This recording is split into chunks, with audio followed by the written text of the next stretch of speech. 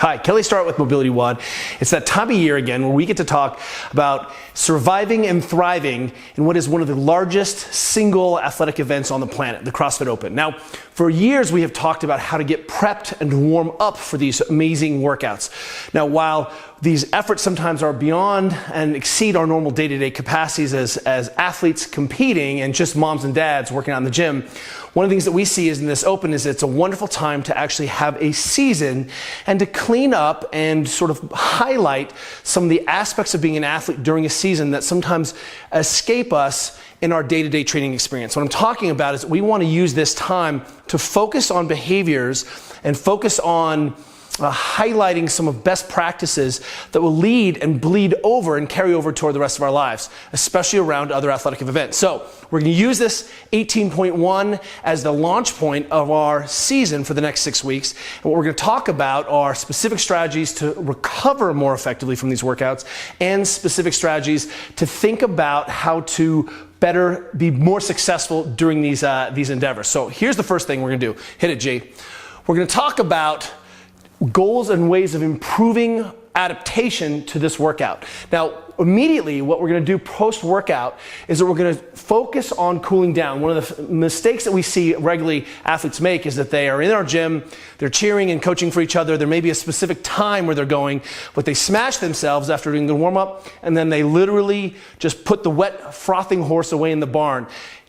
Every athlete on the planet, particularly Olympians, et cetera, cools down. So if you've just done a 20-minute peak effort, we want to make sure is that you're spending at least 10 to 15 minutes of easy cooling down. That could be an easy conversational pace row. You can get on the assault bike. You can even just go walk around. And if you need to judge, make sure that you understand that that cool down is still a vital piece. If you can cool down while another heat is going, this will be the better opportunity. So judge after 20 minutes. Keep yourself moving. We don't want to just flop on the ground and then perish. And the reason is we're looking at ways that we can more fully adapt and manage this high-level competition stress so that if I don't adapt and I don't cool down, what's going to happen is that my training volume over the week is going to be impaired and I will be less recovered and less ready to go again for the next workout. So 10 to 15 minute post-workout cool down. Again, now one of the things that we're big fans of, and this is per Stacy Sims,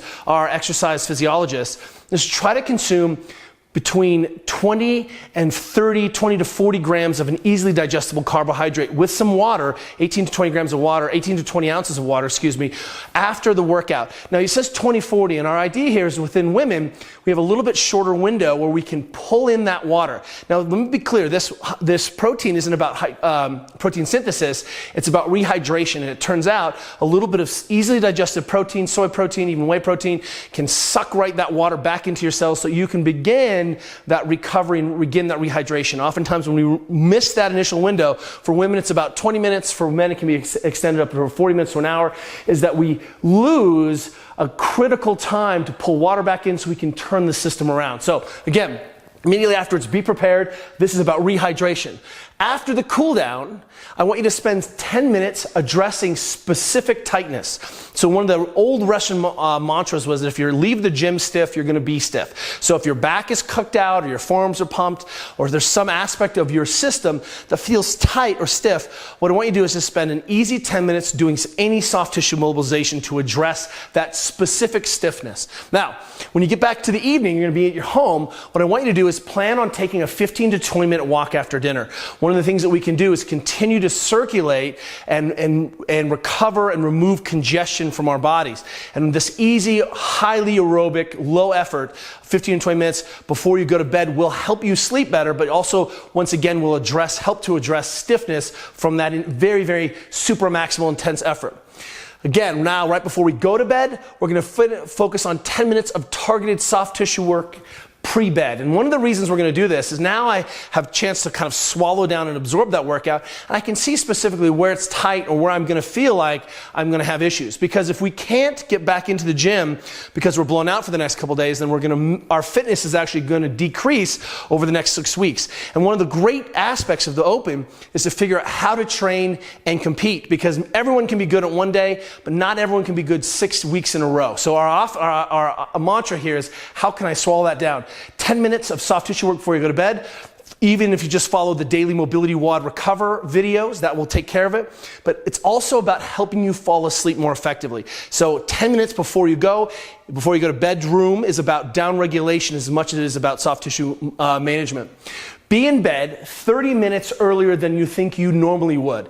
And the reason is that we've realized that if you can get 30 minutes of additional sleep a night during this period, every 2 weeks, that's an additional whole night's sleep worth of time. So if you're sleeping an extra 30 minutes, fast forward to 7 days, and what you've got is you've accumulated an additional day's sleep during every 2 weeks. And so that's about 3 extra days if my math works well there. And what's going to happen is that we're going to see that during these intense efforts, we need to sleep a little bit more. So 30 minutes is a goal. If you can get in bed an hour early, that's heroic. 30 minutes extra is our goal during this intense 6-week period. Now, you'll notice that I said limit your alcohol consumption during these efforts, and especially around the effort. Sometimes we want to have a beer and hang out. What I'd recommend is what the Germans have been doing forever and ever, which is drink non-alcoholic beer. So if you're going to need to cool down and feel like you need to downregulate, switch to something non-alcoholic. The impact of alcohol on the quality of your sleep, especially in that first night, and the quality of sort of the irritant on your heart is considerable. And we'd recommend that you actually see if you can spend that drinking credit as far away from these training efforts as you can. And if you can not drink for 6 days or 6 weeks, we give that a try. Otherwise, think, hey, during this intense time, a day before, day afterwards, I'm not going to put any alcohol in my system. Gee, change the slide. All right, last, we want to give you some specific areas of interest to focus on. We know your forearms are going to be cooked, so what we recommend is a little bit of voodoo flossing. Voodoo floss your forearms before the next day or so to address and restore those sliding surfaces. The gripping, the constant dumbbell overhead motion, all of that is going to lead to stiffness, which will affect later on because we know we're going to be using our grip.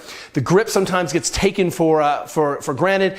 You get that pump out, you're like, well, I can't hold anything, and then you just hope that they get better. So we're going to highly recommend either a little voodoo flossing or some smashing. Secondarily, focus on some of your low back. All of the high rep pulling that we're doing plus the rowing combined. And an easy way to do that is to lay with your legs up on a couch or up on a bench or on a chair so that you're in a hook lying position at 90-90. And then go ahead and take your ball of choice and clean up the erectors and the QL between the bottom of the ribs and the top of the pelvis. Spend a few minutes here working side to side, work on your breathing, and just restore that function in those tissues. Ab recovery is a big deal. Sometimes when we see high levels of abdominal use during these workouts, we feel soreness the next day, but we don't do anything about it. And what we're going to see is that if I can't stabilize and manage my trunk stiffness during these subsequent workouts, I'm going to see decrease in force production. So get yourself a volleyball, get yourself a soccer ball, get yourself a slam ball, and just do some easy recovery smashing in the whole area of your abdominals. Work on your breathing, work on contract, relax. 5 minutes in this area will be plenty.